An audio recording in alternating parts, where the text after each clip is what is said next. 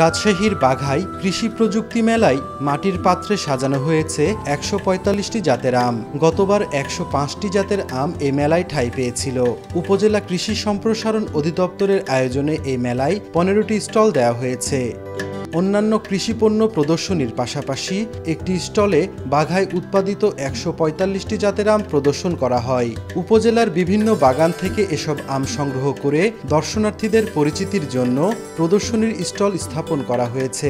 নানা জাতের আম দেখতে পেয়ে স্টলটিতে ভিড় জমায় দর্শনার্থীরা।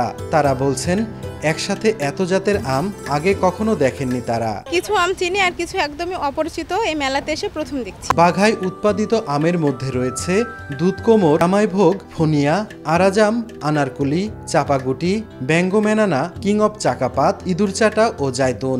১৪৫ প্রজাতির আম আছে, এটা আমাদের জানা ছিল না। এই উপজেলার সুস্বাদু আম বিদেশে রপ্তানি করা হচ্ছে।